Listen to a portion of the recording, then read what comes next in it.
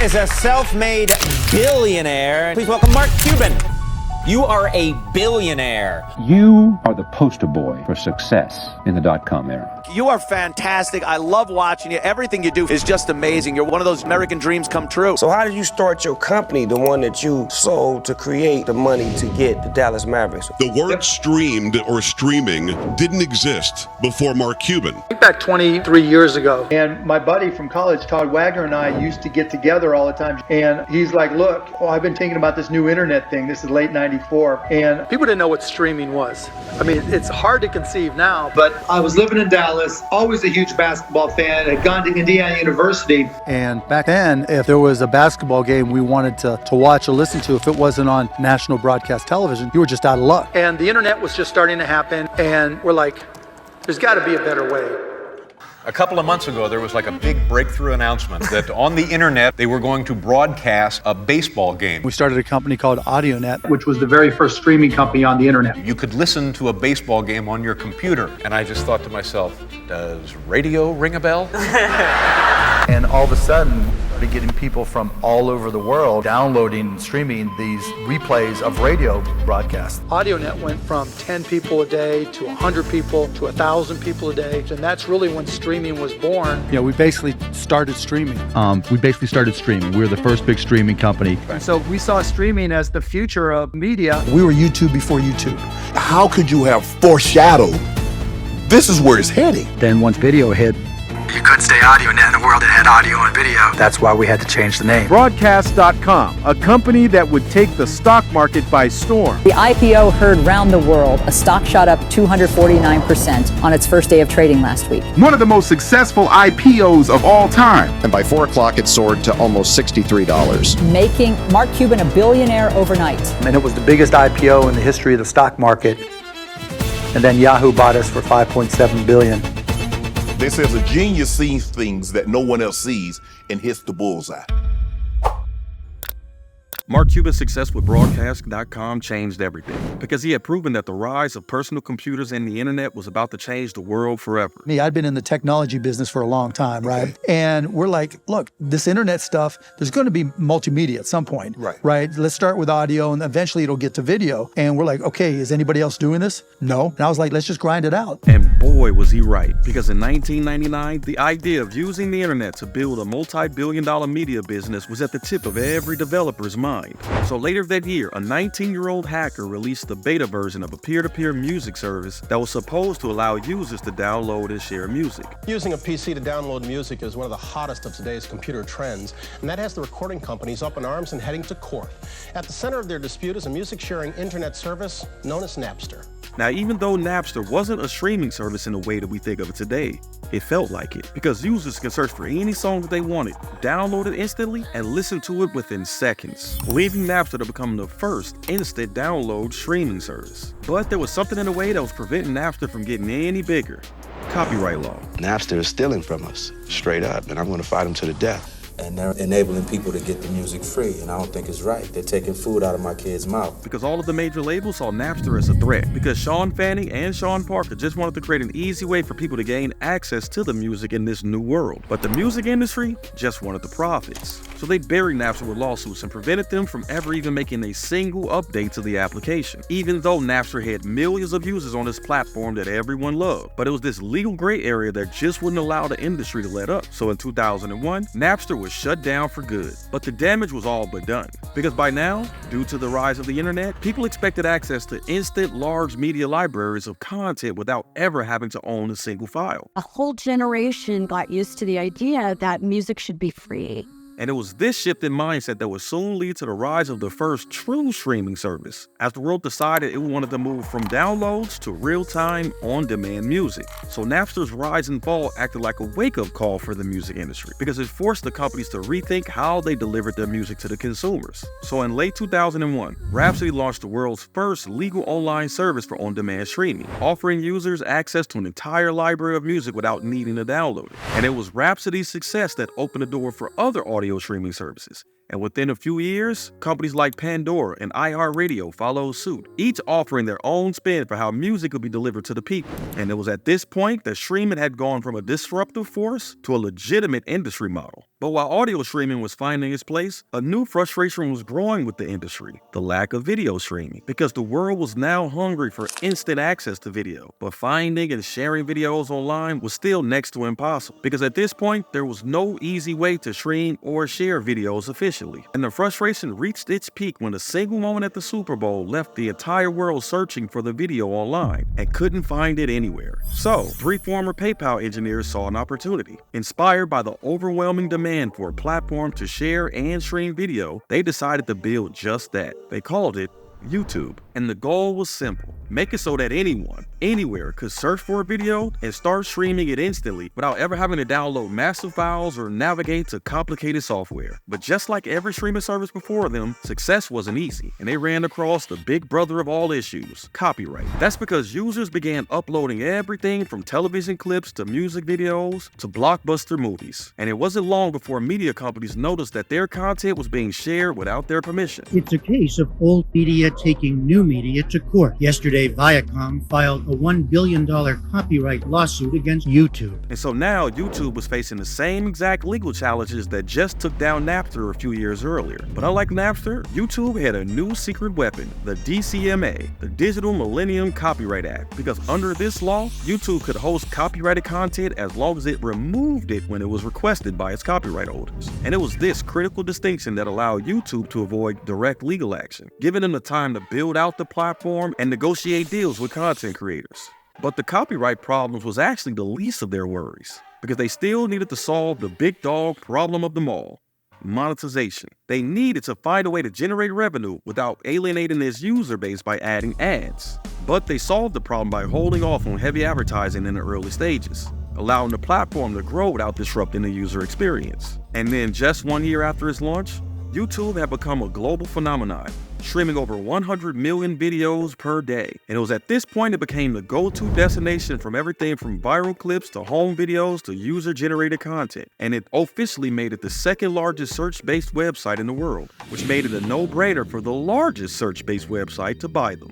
So in 2006, YouTube sold to Google for $1.6 billion. But YouTube's success didn't go unnoticed, because while YouTube focused on amateur video content, it left a gaping opportunity in the market. Hollywood and full-length films were still untapped by streaming. And believe it or not, this is where Blockbuster came in. That's right, inspired by YouTube's success, Blockbuster launched an online streaming platform a full year and a half before Netflix did. But in 2006, when Blockbuster CEO pushed to launch a streaming service that would allow users to stream movies online from their home and completely eliminating the need for physical DVD rentals, this completely pissed off the wrong group at the wrong time: franchise owners. You see, Blockbuster's core business model depended heavily on franchise fees from its brick-and-mortar stores, and moving towards an online streaming model would completely undercut hundreds of franchise owners. And so the resistance was fierce, and ultimately the CEO was voted out by the franchise owners, who feared that the streaming service would cannibalize their sales. So yeah, Blockbuster actually had a chance to lead the streaming revolution, but it was blocked from within. Now, although Blockbuster missed this moment, Netflix saw the same opportunity and seized it, because even though Netflix was originally a DVD rental by mail service, its founder, Reed Hastings, had a bigger vision. Inspired by his mentor, the former CEO of Blockbuster, remember him? Hastings believed that streaming was the future. So he took the learnings from both YouTube and Blockbuster, and Netflix launched its very own on-demand streaming service in 2007. But Reed Hastings wasn't dumb, because he knew he needed help. So he created an Avengers-style list of streaming entrepreneurs and made sure that they were all heavy investors in Netflix. Mark Cuban, John Antioco, Chad Hurley, and Shawn Parker combined to form a dream team that would ensure Netflix success. But that didn't mean that the path to streaming success was going to be smooth sailing, because Netflix still had to weather 2 major storms. The first storm was licensing content, because at that point, history showed that studios and TV networks didn't want to license their content for streaming, because they feared that they would lose out on revenue from DVD sales and cable deals. But Reed took a page out of Mark Cuban's playbook from broadcast.com. And so Netflix was able to get around this issue by aggressively securing licensing deals with all of the major studios by wildly overpaying them for everything. Because hey, what Hollywood executive don't like money? But the other storm Netflix had to weather was issues with the technology. Because in 2007, internet speeds were still slow, making streaming a huge challenge for users with limited bandwidth. Stuff like buffering and low quality were common frustrations for everyone. So Netflix decided to invest billions of dollars in streaming technology that would improve the user experience because they knew eventually that broadband internet would become faster. And it was only a matter of time before it became more widespread. And they were right, because by 2010, Netflix had shifted its focus entirely from DVD rentals to streaming, becoming the largest streaming service in the world, a crown that they still hold to this day. But Netflix's success was only the beginning, because they quickly inspired other media companies to jump into the streaming game too. Because within a few years of reaching the streaming mountaintop, a dozen other competitors all threw their hats in the ring. Apple, Amazon, Discovery, HBO, Paramount, CBS, NBC, and Disney all announced their own streaming services in order to compete in the licensed content streaming business. But the entire time that these companies were duking it out over the crown of video streaming, there was a slow-moving coup happening in the world of audio streaming. Because out of nowhere, a small Swedish company rises up and seizes control over the entire industry. Because in 2008, an entrepreneur named Danny Ek was frustrated because while existing music streaming platforms like Rhapsody, Pandora, and iHeartRadio allow users to stream music, what they didn't do